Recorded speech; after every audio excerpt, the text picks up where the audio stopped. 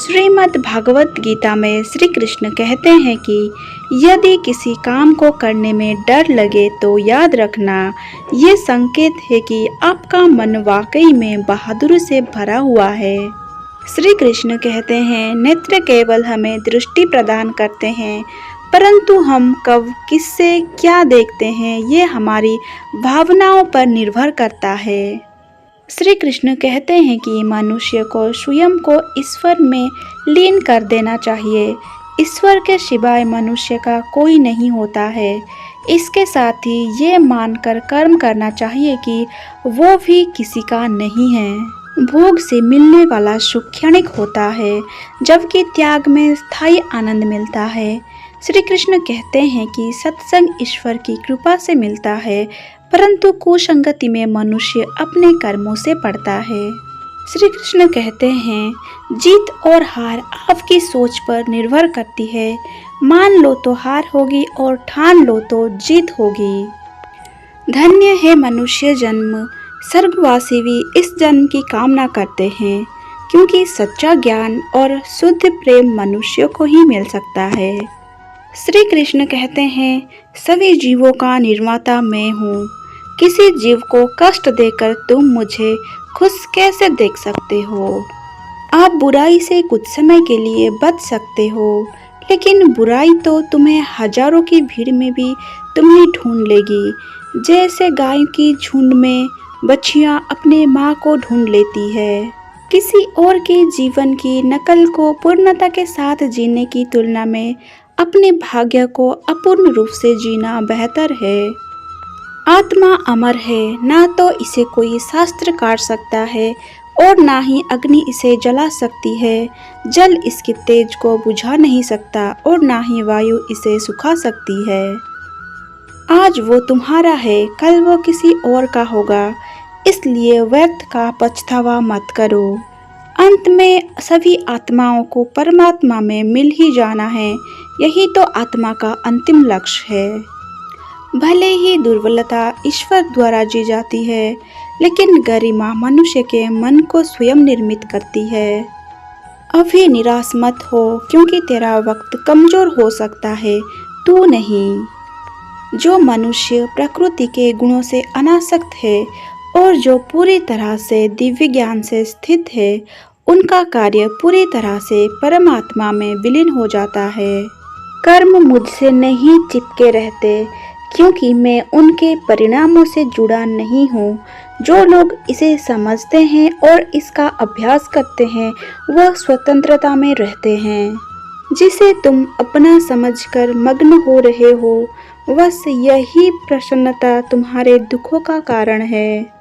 सभी स्वार्थी इच्छाओं पर काबू पाना पर्याप्त नहीं है। स्वामित्व और अहंकार को वश में करना भी आवश्यक है। शांत, नम्रता और स्वयं और पवित्रता, ये मन के अनुशासन है।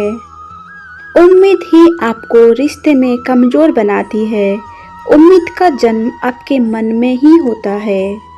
जो पहले विष जैसा लगता है, लेकिन अंत में अमृत जैसा स्वाद देता है, ये सत्व का आनंद है, जो स्वयं के साथ शांति से पैदा हुआ है। कोई भी व्यक्ति जो अच्छा काम करता है, इसका कभी भी बुरा अंत नहीं होगा, चाहे यहाँ या आने वाले संसार में। इच्छाओं में कमी ही सुख की कुंजी है। जो कर्म में अकर्म देखता है और अकर्म में कर्म देखता है, वो चतुर है। तुम अपने आप को मुझे अर्पित करो, यही सबसे उत्तम सहारा है। जो इसके सहारे को जानता है, वो भय, चिंता, शोक से सर्वदा मुक्त है। ना ये शरीर तुम्हारा है और ना तुम इस शरीर के। ये शरीर तो अग्नि, जल, वायु, पृथ्वी, आकाश से बना है और इसी में मिल जाएगा, परंतु आत्मा स्थिर है, फिर तुम क्या हो?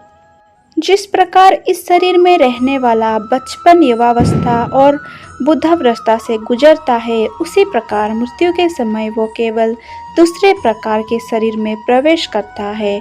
बुद्धिमान इसके बहकावे में नहीं आते।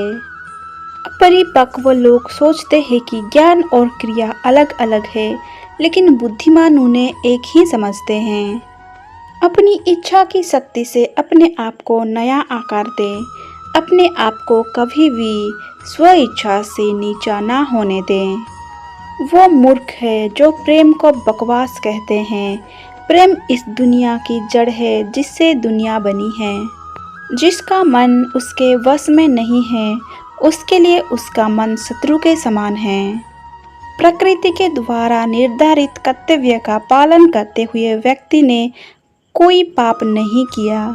गति के लिए चरणों पर ध्यान देना आवश्यक है, किंतु प्रगति के लिए सदैव आचरण पर ही ध्यान देना चाहिए। पूर्ण लगन के साथ अपना कार्य करो, लेकिन उसके फल की इच्छा मत करो, क्योंकि जब आप फल की इच्छा करते हैं तभी ना कभी आप अपने कार्य में पूर्ण रूप से समर्पित नहीं हो पाते। गर्मी और ठंड, सुख और दर्द की भावना इंद्रियों के अपने वस्तुओं के संपर्क के कारण होती है। वे आते हैं और चले जाते हैं चिरकाल तक। आपको उन्हें स्वीकार करना चाहिए। ये प्रकृति है जो सभी गतियों का कारण बनती है। अहंकार से मोहित मूर्ख उस धारण को धारण करता है जो कहती है मैंने किया। परिवर्तन ही इस संसार का नियम है। क्या गया है तुम्हारा जो तुम रोते हो? तुम इस संसार में क्यों लाए हो जो तुमने खो दिया? तुमने क्या पैदा किया जो खो दिया? क्यों तुमने जो भी लिया यहीं से तो लिया, जो भी दिया यहीं पर दिया। आज जिसे तुम अपना कह रहे हो कल किसी और का था और परसों किसी और का होगा, फिर क्यों रोते हो? बुरे कर्म करना नहीं पड़ते, हो जाते हैं, और अच्छे कर्म होते नहीं, करने पड़ते हैं। जो हुआ अच्छा हुआ, जो भी हो रहा है वो अच्छा ही हो रहा है, और जो होगा वो भी अच्छा ही होगा। हम वही देखते हैं जो हम हैं, और हम वही हैं जो हम देखते हैं। जिसके मन और आत्मा में समन्वय है, जो इच्छा और क्रोध से मुक्त है, जो अपनी आत्मा को जानते हैं, उनके साथ ईश्वर की शांति है। कोई भी व्यक्ति जो अच्छा काम करता है उसका कभी भी बुरा अंत नहीं होगा, चाहे यहाँ या फिर चाहे आने वाले संसार में। खुशी मन की ही एक अवस्था है जिसका बाहरी दुनिया से कोई लेना देना नहीं है। आत्मा विनाश से परे है। कोई भी उस आत्मा का अंत नहीं कर सकता जो अनंत है। मनुष्य अपने विश्वास से निर्मित होता है। जैसा वो मानता है वैसा ही वो है। आप केवल कर्म के हकदार हो, उसके फल के कभी नहीं। जो कर्म में अकर्म देखता है और अकर्म में कर्म देखता है, वह मनुष्य में बुद्धिमान होता है। क्रोध से इंसान भ्रमित हो जाता है और भ्रम से बुद्धि व्यग्र हो जाती है, और अपने गलत फैसले के चलते उसका पतन शुरू हो जाता है। मन उन लोगों के लिए दुश्मन की तरह काम करता है जो इसे नियंत्रित नहीं करते हैं, और जिसने अपने मन को जीत लिया उसके लिए मन सबसे अच्छा मित्र है। भ्रम और संदेह से परे जब आप भगवान से प्यार करते हैं तो आप हर चीज़ से प्यार करते हैं।